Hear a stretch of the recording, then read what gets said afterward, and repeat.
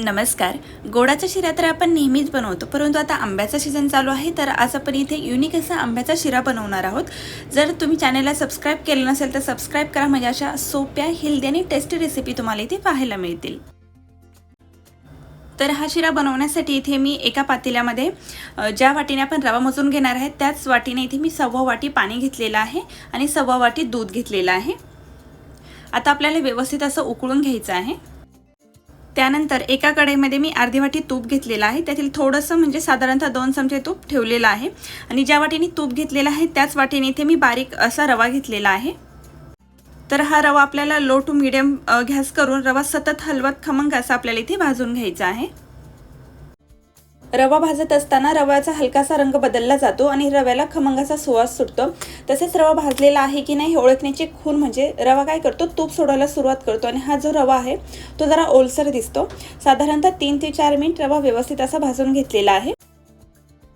त्यानंतर आपण जे दूध आणि पाणी गरम करून ठेवलेलं आहे ते यामध्ये ॲड करणार आहे. काय होतं की गरम गरम दूध पाणी ओतताना हातावर वाफ येऊ शकते किंवा चटका लागू शकतो, त्यामुळे हे दूध पाणी ॲड करत असताना व्यवस्थित अशी काळजी घ्यायची आहे. आणि हे दूध पाणी ओतल्यानंतर व्यवस्थित असं आपल्याला हे मिसळून घ्यायचे आहे, म्हणजे काय होतं यामध्ये कुठल्याही गुठळ्या तयार होणार नाहीयेत. दूध आणि पाणी व्यवस्थित असं मिक्स करून घेतल्यानंतर यावर एक झाकण ठेवून 1 मिनिट आपण मंद आचेवर वाफ घेणार आहोत. त्यानंतर ज्या वाटीने आपण रवा घेतलेला आहे त्याच वाटीने इथे मी पाऊण वाटी साखर घेतलेली आहे. आपण यामध्ये आंबा वापरणार आहोत म्हणून काय केलेलं, साखर थोडीशी कमी वापरलेली आहे. तुम्ही तुमच्या आवडीप्रमाणे साखरेचं प्रमाण कमी जास्त करू शकता.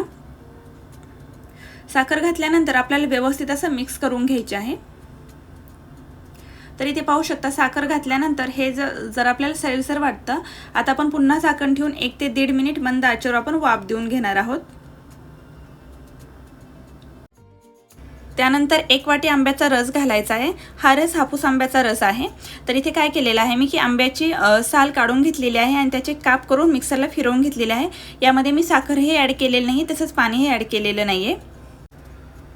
आता हा आंब्याचा रस आपल्याला व्यवस्थित असा शिऱ्यामध्ये एकजीव होईपर्यंत मिक्स करून घ्यायचा आहे. आता जरी हा शिरा तुम्हाला थोडासा ओलसर वाटत असला तरी जेव्हा आंब्याचा रस या शिऱ्यामध्ये व्यवस्थित असा मुरला जातो तेव्हा मऊसूत आणि दाणेदार शिरा इथे तयार होणार आहे. तर इथे झाकण ठेवून मंद आचेवर 1 ते 1.5 मिनिट आपल्याला वाफ घ्यायची आहे. तर इथे पाहू शकता एकदम परफेक्ट असे आपला शिरा तयार झालेला आहे. त्यानंतर सगळ्यात शेवटी आपण जे थोडंसं तूप ठेवलेलं आहे ते तूप ॲड करायचं आहे. काय होतं की सगळ्यात शेवटी तूप घातल्याने शिऱ्याला स्वादही छान येतो आणि चकाकी पण येते, त्यामुळे लास्टला थोडंसं तूप ॲड करायचं. त्यानंतर यामध्ये तुम्ही वेलची पावडर ॲड करू शकता, परंतु काय आहे की आंब्याला खूपच छान असा सुवास असतो, त्यामुळे मी वेलची पावडर ॲड केलेली नाही आहे आणि ड्रायफ्रूटही ॲड केलेले नाही. तुम्हाला आवडत असेल तर तुम्ही ॲड करू शकता, परंतु काय होतं आंब्याचा जो मेन सुवास आहे तो माझ्या मते वेलची पावडरमध्ये थोडासा कमी होतो, म्हणून मी ॲड केलेली नाही आहे. तुम्हाला जर आवडत असेल तुम्ही ॲड करू शकता. जर तुम्हाला ही माझी रेसिपी आवडली असेल तर चॅनलला सबस्क्राईब करा व त्यासमोरील येणारे बेल आयकॉन हे प्रेस करा, म्हणजे काय होईल जेव्हा जेव्हा मी अशा सोप्या, हेल्दी आणि टेस्टी रेसिपी अपलोड करेल त्याचे नोटिफिकेशन सगळ्यात अगोदर तुम्हाला मिळेल. परत भेटूया अशाच एका नवीन रेसिपी बरोबर. तोपर्यंत टेक केअर.